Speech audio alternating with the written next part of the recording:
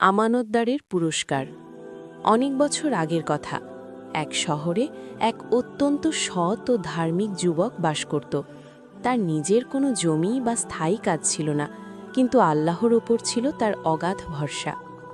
একদিন শহরের এক ধনী বাগান মালিক তাকে ডেকে বললেন, হে যুবক, আমি 1 মাসের জন্য সফরে যাচ্ছি। তুমি কি আমার এই আঙুর বাগানটি পাহারা দিতে পারবে? বিনিময়ে তোমাকে আমি উপযুক্ত পারিশ্রমিক দেব।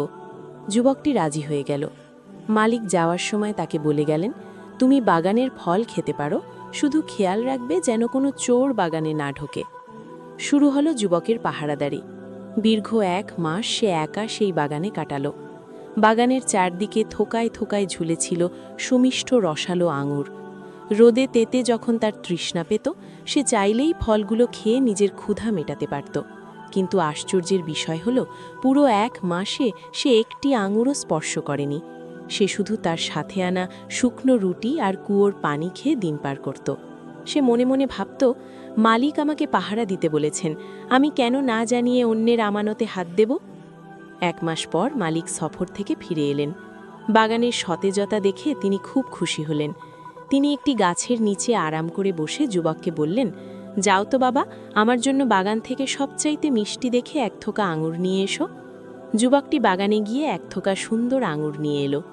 মালিক একটি আঙুর মুখে দিয়েই মুখ কুঁচকে ফেললেন। আঙুরটি ছিল ভীষণ টক। তিনি বললেন, এটা তো টক, যাও অন্য গাছ থেকে মিষ্টি আঙুর নিয়ে এসো। যুবকটি আবার গেল এবং অন্য গাছ থেকে আঙুর নিয়ে এলো, কিন্তু এবারও আঙুরগুলো টক বের হলো। মালিক কিছুটা বিরক্ত হয়ে বললেন, কি আশ্চর্য, তুমি 1 মাস ধরে এই বাগানে আছো, অথচ তুমি জানো না কোন গাছের আঙুর মিষ্টি আর কোনটা টক? যুবকটি অত্যন্ত বিনীতভাবে মাথা নিচু করে উত্তর দিল, সম্মানিত মালিক, আপনি আমাকে বাগান পাহারা দেওয়ার দায়িত্ব দিয়েছিলেন, খাওয়ার অনুমতি দেননি। আমি গত 30 দিনে এই বাগানের একটি আঙুরও ছিঁড়ে মুখে দিইনি, তাই আমি জানি না কোন গাছের ফল মিষ্টি আর কোনটির টক। মালিক স্তব্ধ হয়ে গেলেন। তার চোখ ভিজে এলো। তিনি বুঝতে পারলেন এই যুবক সাধারণ কেউ নয়। যে মানুষ নির্জনে বনের মাঝে, যেখানে কেউ দেখার নেই, সেখানেও আল্লাহর ভয়ে অন্যের আমানত রক্ষা করে, তার চেয়ে বড় সৎ আর কেউ হতে পারে না।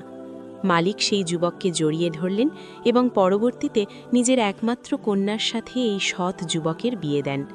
এভাবেই সামান্য এক টুকরো রুটি খেয়ে সবুর করার বিনিময়ে আল্লাহ তাকে পুরো বাগানের মালিক করে দিলেন। শিক্ষা: যে ব্যক্তি আল্লাহর সন্তুষ্টির জন্য লোভ ত্যাগ করে, আল্লাহ তাকে অসম্ভাবিত উৎস থেকে সম্মান ও রিজিক দান করেন।